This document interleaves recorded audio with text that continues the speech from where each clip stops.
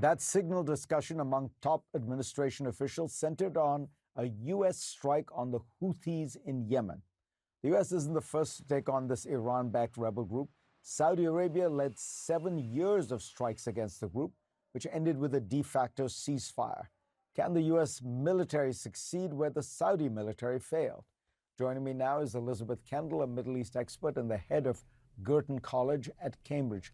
Elisabeth, welcome. So first tell us, the Houthis say they are doing these strikes in sympathy and solidarity with the Palestinians in Gaza. Is that the full story, or is there something else going on? So it's not the full story. The Houthis are not entirely devoid of ideology. These strikes do live up to their slogan, which includes death to Israel and death to America. But in fact, the strikes work for them on several levels. First, on the domestic level, for the Houthis, their base has been war-weary. They've been now in conflict for 10 years in their civil war. And so their strikes are helping to revive that flagging base because they're popular. Indeed, they're able to actually extend that base. And then on a regional level, they work for the Houthis because the Houthis can frame themselves as the heroes of Palestine at a time when other Arab nations don't really appear to be standing up for the Palestinians. And then internationally, well, the Houthis are able to gain massive publicity and headlines all around the world. And of course, they can also raise their leadership level within Iran's so-called axis of resistance. So the Houthis have many reasons for continuing these attacks. And tell us whether you think the American strike will succeed, because, you know, the United States is very far away. And yes, it has enormous power projection, but the Saudis were right next door with an amazing array of American military equipment, missiles, planes, and they hit the Houthis very hard for 7 years, and it never seemed to quite work. Why are the Houthis so resilient? The Houthis have indeed proven themselves to be very resilient. They are hardened fighters.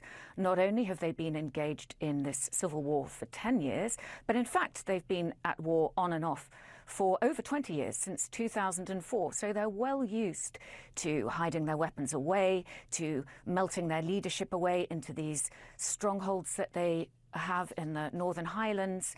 And of course, they're battle hardened.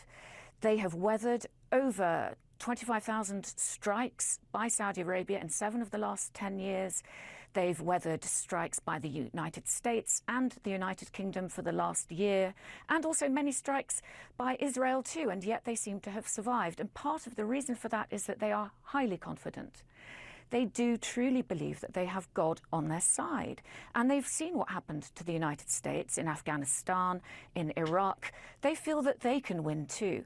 And we also have to just remember that their mindset is slightly different from how we might consider logic to operate. For example, they're quite tolerant of casualties on their own side. And they really don't mind just drawing this out because they have no experience of peacetime governing. So if they don't know what peacetime governance looks like, then they don't hanker after it. So in short, we should expect this not to be an easy fight at all, and for the Houthis to be able to just continue. After all, in the end, it's an asymmetric battle. So as long as they can just keep going, they don't have to be that accurate. They just need to be a thorn in the side of the United States, and they can do that. Yeah, and it's worth remembering. I mean, I think they occupy a territory which is what, 500 times the size of Gaza. I mean, they've got a lot of places to hide. Yes, they occupy territory that's massive compared to, for example, the challenge that was posed by Hamas in Gaza or Hezbollah in Lebanon. They occupy territory that holds 20 million people at least. So, you know, that again is a very different ball game from dealing with Hamas or Hezbollah, and they're a very long way away from Israel, and they're very difficult to reach for the United States. So yes, I don't think this will be an easy adversary. Certainly we are talking about something a lot more difficult than just a group of ragtag rebels, as sometimes they're characterized. That was wonderful. It really helped us understand this complicated situation. Thank you so much. You're welcome.